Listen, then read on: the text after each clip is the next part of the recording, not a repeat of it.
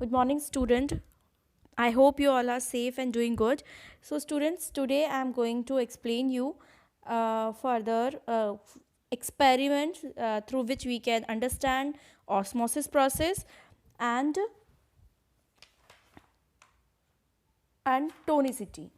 Now, so here I have already explained you this experiment of osmosis into which inside the crystal funnel we usually place sugar solution. So sugar solution is filled inside the crystal funnel and which is covered by a the mouth of the crystal funnel is covered by a cellophane paper. It can be a egg membrane or animal bladder, and we have to tie it tightly. So this cellophane paper will act as a selectively permeable membrane which allow only water molecules to pass into it, not the solute. So it will allow only solvent molecules to pass through it, not the solute.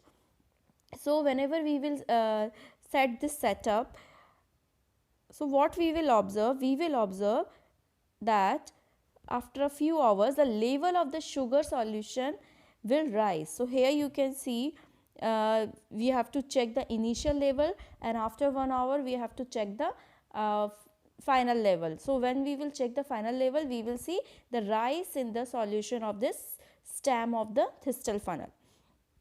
This will indicates that the water from the beaker can easily pass through the cellophane paper, and it will increase the volume of the sugar solution.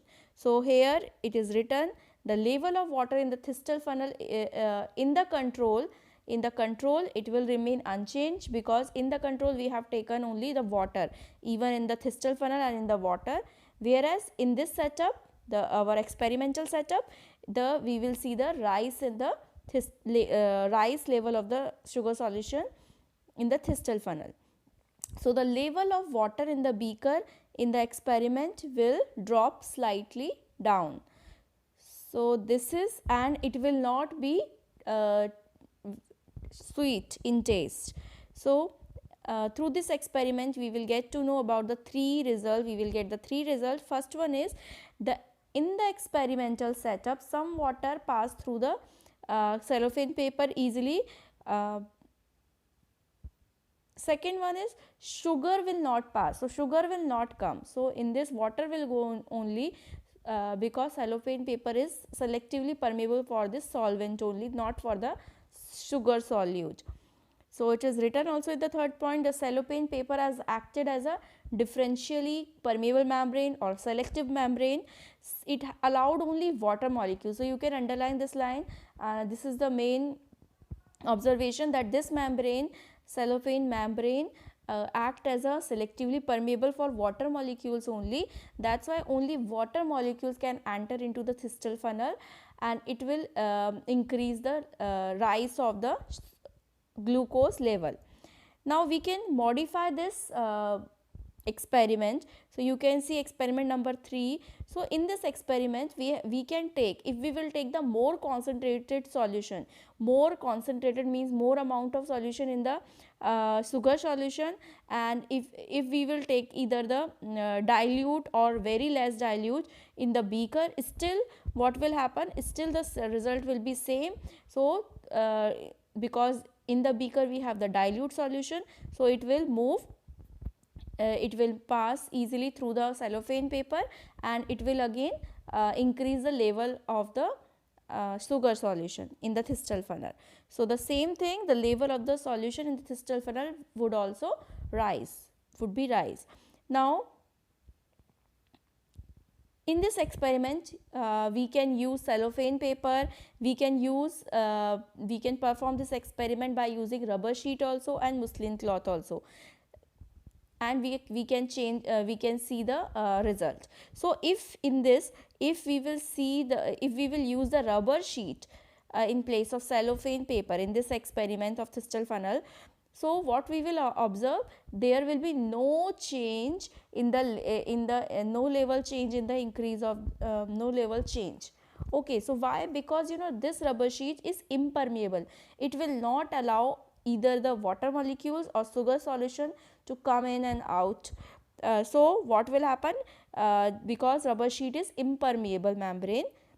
So remember, this cellophane paper is permeable, it is selectively permeable. It will allow only water molecule to pass into it, not the sugar molecules.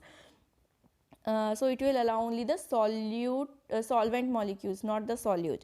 Whereas rubber sheet is totally impermeable. It will not allow even the water molecules or the sugar molecules. But when we will use the muslin cloth in place of this Thistell funnel, so their pores are very large. So what will happen? So the sugar solution can come inside the beaker. It will pass out. So you can see it will flow down to the due to the gravity. It will not hold. Muslin cloth is not able to hold the solute particles, because it will act as a freely permeable membrane. So with the muslin cloth, the sugar solution will come out in the beaker, and the taste of the water will become sweet because sugar is there, and we know the sugar is sweet in taste. Now the same thing, we can use this experiment by using the Viken's whisking bag. So in this whisking bag also, if we will place the sugar solution in place of Thistell funnel, we can use this whisking bag, which is a semi permeable also. So it will allow, semi means half. So when we will tie the mouth of this, you can see the knot is there, we will tie. So what will happen after an hour, what we will see, the level of sugar solution will rise. Okay, so this rise due to the diffusion. So in this also you can see the initial reading and final reading, you can see. So both whisking bag and the cellophane paper, they both will act as a semi permeable membrane. So but you can see there are two reasons of concentrations, that is called tonicity. Okay, so which I will explain you now. So here is two reasons. First reason is, you can see it is also written different concentration. So here, you know, here in the beaker we have the dilute water molecules, whereas in the whisking bag we have the different concentration of sugar. So definition of semi-permeable membrane is given that it is a membrane in which it allows only the selective molecules to pass through it. So it will allow only solvent to pass through it, not the sugar or salt, which is a solute molecule. Now the question is, how long can osmosis continue? So this osmosis will continue until a equilibrium is achieved, equilibrium is set. So equilibrium concentration is very important. So you can see here that osmosis should continue until the concentration of water molecules become equal, means the solution become isotonic. Both the side it will be equal. So here also you can see one picture is given, one figure is given, 4.6. So here you can see more dilute solution is there. More dilute means more water molecules are there, and here this side solution B has the less dilute solution, few water molecules is there. So what will happen? We all know that during osmosis molecules move from higher concentration to the lower concentration. So here water molecules are higher, so they can easily pass through it. Okay, so this pink one is the semi permeable membrane. So water molecules, they can easily pass through the pores, they can easily pass into the solution B until equilibrium is reached, until number of the water molecules will remain equal, will become equal. So until only it will pass. Afterwards osmosis will not takes place. So when isotonic condition will come, so this stage will come where no osmosis occurs.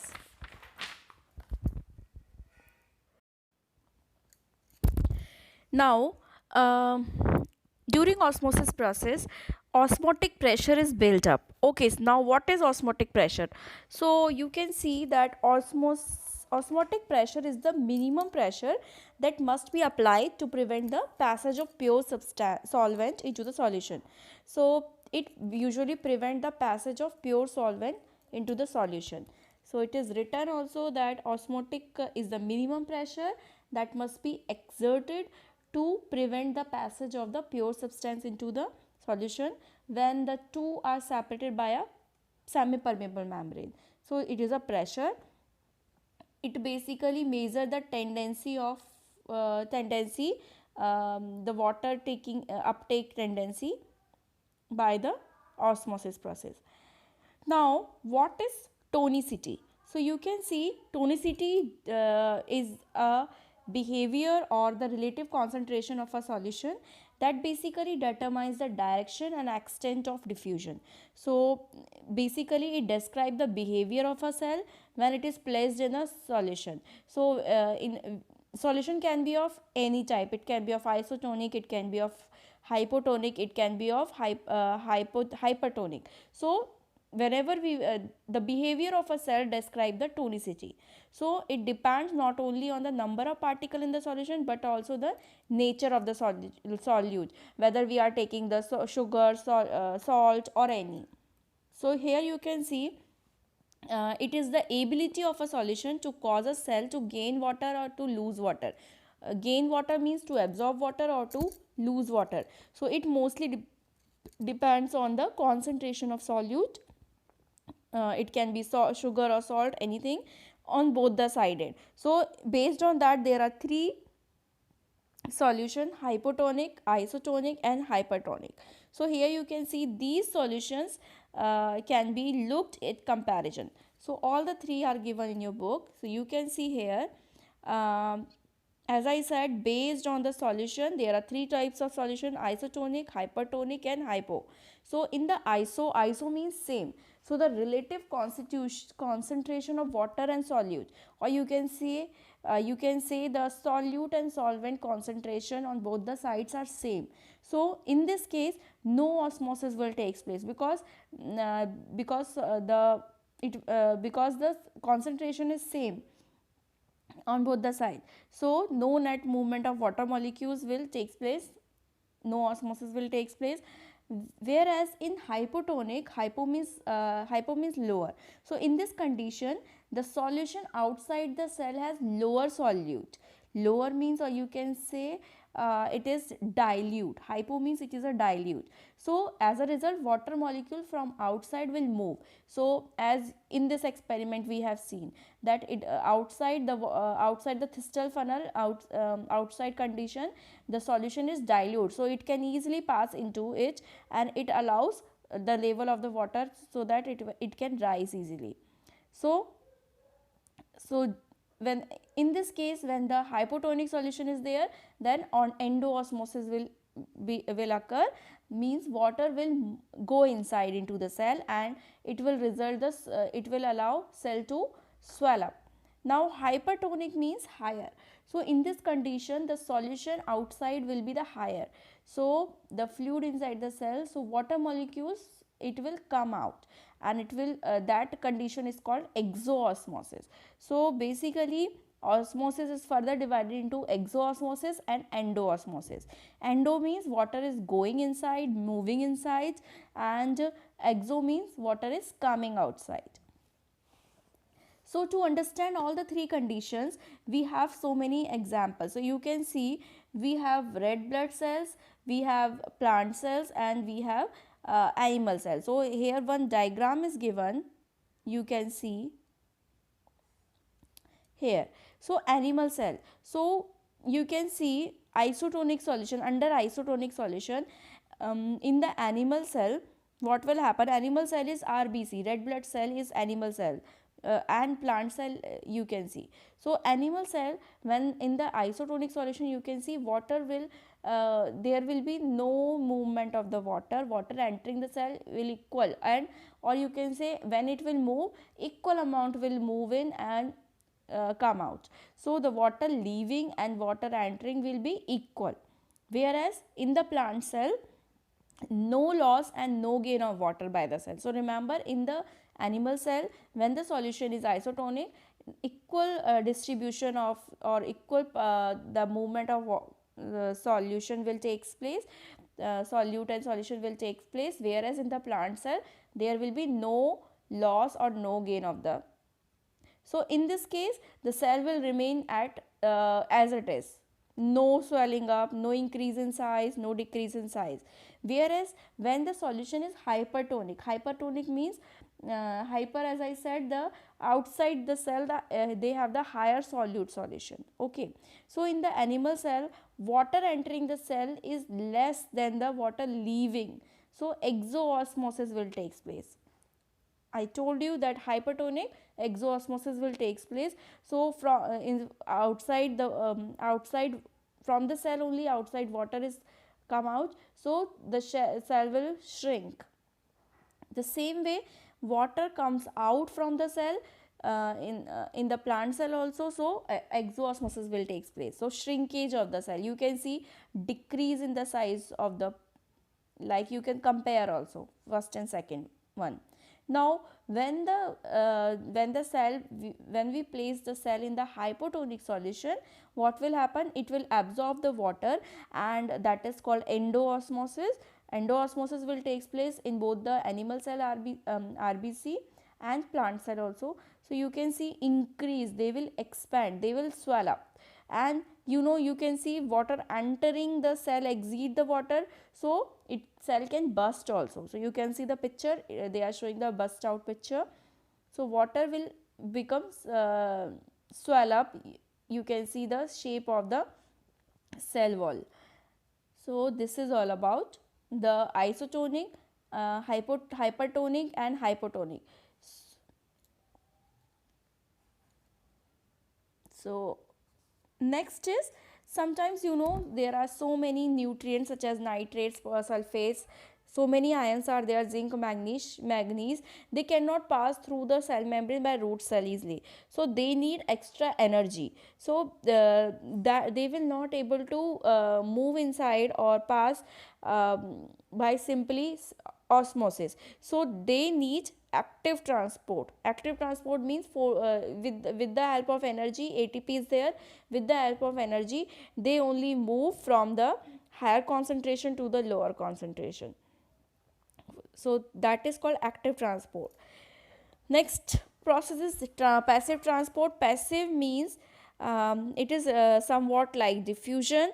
So passive do not require energy, so they there in the passive transport there will be free movement of molecules from higher to lower, so it is like diffusion. So diffusion is basically a passive transport. uh, Now next is turgidity. Now what is turgidity and what is flaccidity? So turgidity, you should know that whenever water from the root hair, water enters into the cell, so the cell will absorb the water and the cell will become turgid. So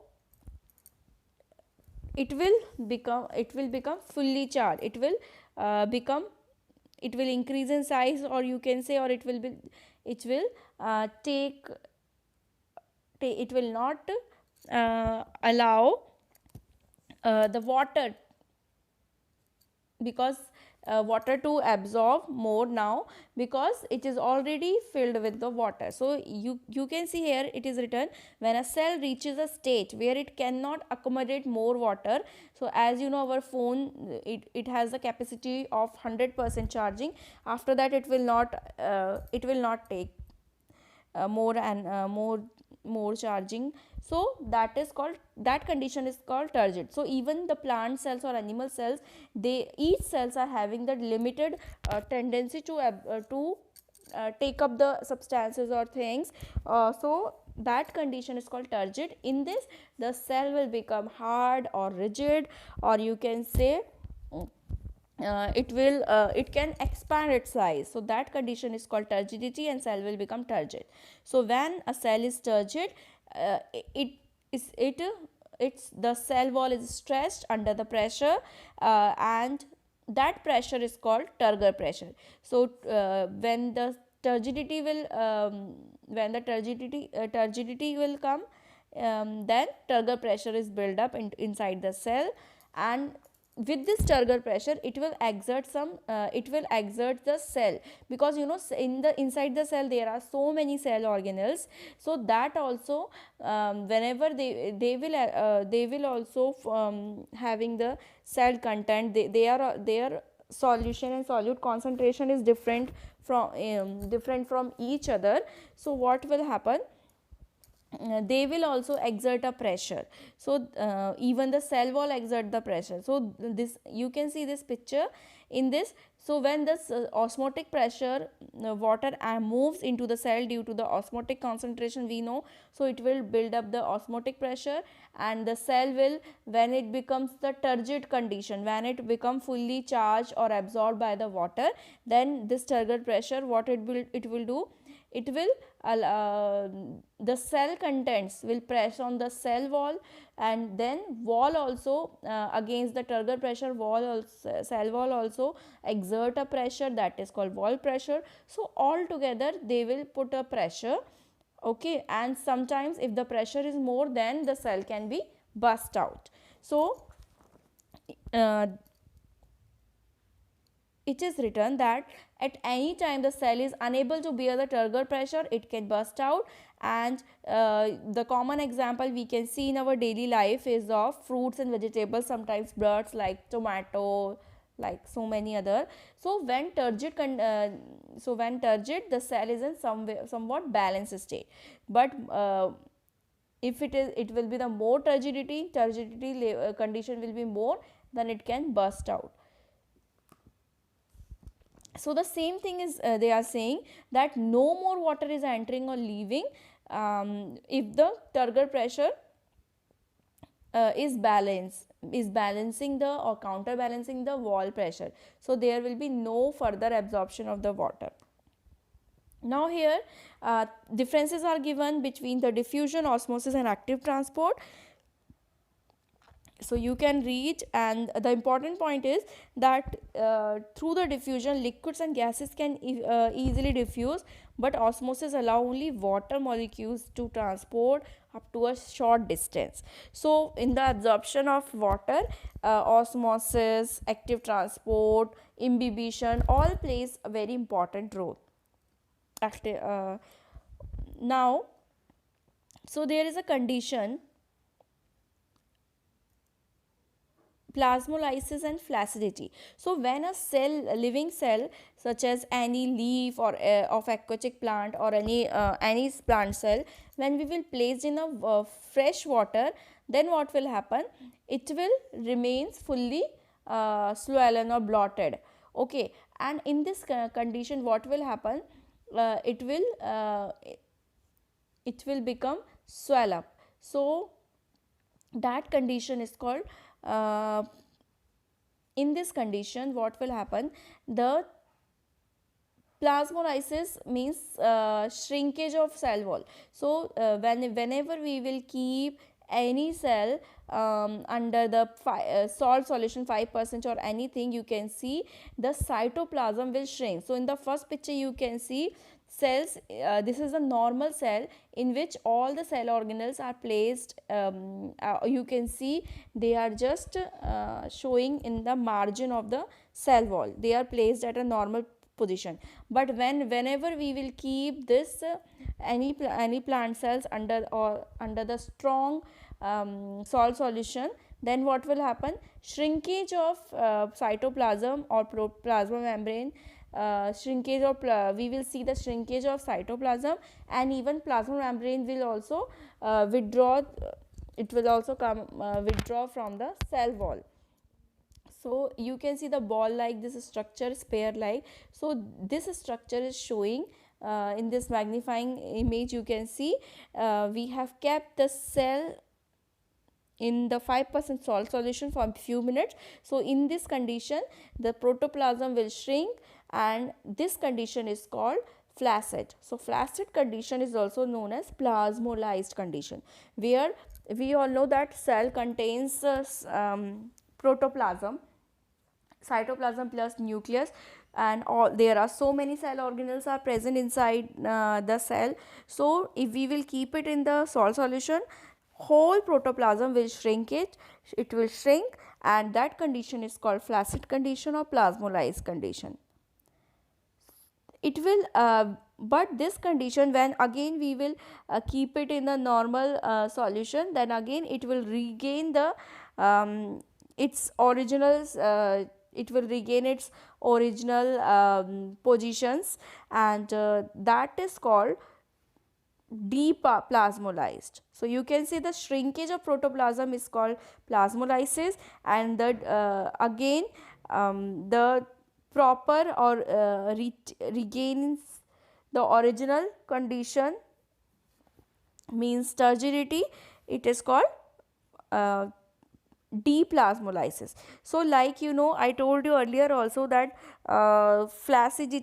turgidity is opposite to flaccidity. Turgid cells means turgidity and flaccidity both are opposite things. So the same way this shrinkage of protoplasm, which is plasmolysis, is opposite to the deplasmolysis, where the cell is in the normal condition, all the cell organelles. Now the very good diagram is given here. You can see of turgid cell. First cell, you can see this C cell is the turgid, where all the cell organelles, all the cytoplasm, nucleus, they are at proper conditions, okay, their original positions they are. But whenever we will keep it in the hypertonic solution, what will happen? Shrinkage. We will see the shrinkage of the protoplasm. That condition is called plasmolysis. So you can see C, D, E and F.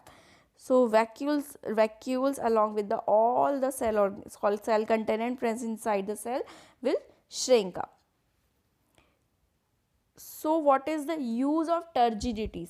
So basically this turgidity condition, this turgid condition provides provide plants to give support. So turgidity provide the rigidity to the soft tissues.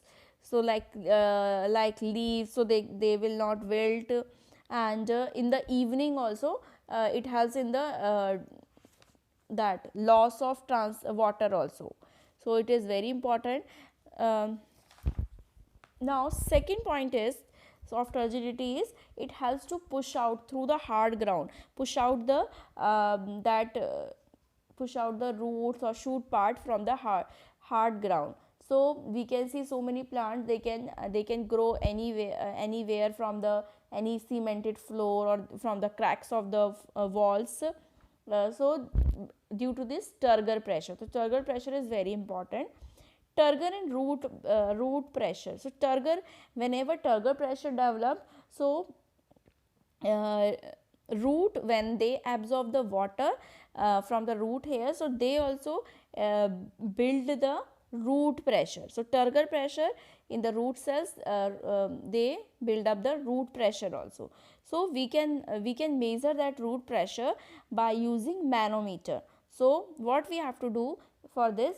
So we have to cut the well water plant balsam, and we have to immediately fix glass tubing and which is connected to the manometer. So we can see the upflow of the that mercury level of the mercury inside. That mercury can tell us the this root pressure. We can measure it. So root pressure is the pressure developed in the roots due to the continued inward movement of the water from cell to cell. So cell to cell we can easily measure it. When it will move, we will see the rise, mercury will rise up because of the root pressure. Now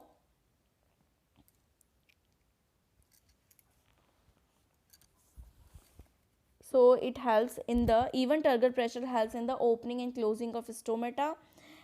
Whenever the stomata will absorb the water, the guard cell will become turgid, and it will allow the pore to remain open so that exchange of gases and transpiration can take place. Then turgor movement also, it the drooping of the touch me not plant, because they are very sensitive plant. The scientific name is Mimosa pudica. So they can also, so turgor movement is very important for that sensitivity of the plant also. So the plant will droop down when we will touch it. Now, importance of, what is the importance of the root hairs and upward movement of water? So it is very important, because you know, not only the water, it allows other minerals also to pass along with them. So it is very important uh, for all the osmosis and osmosis, active transport, diffusion, imbibition, all plays a very important role in the absorption of water and minerals, so that it can allow the water or minerals to pass to the different body parts of the plant. So please go through the chapter. Thank you, and have a nice day.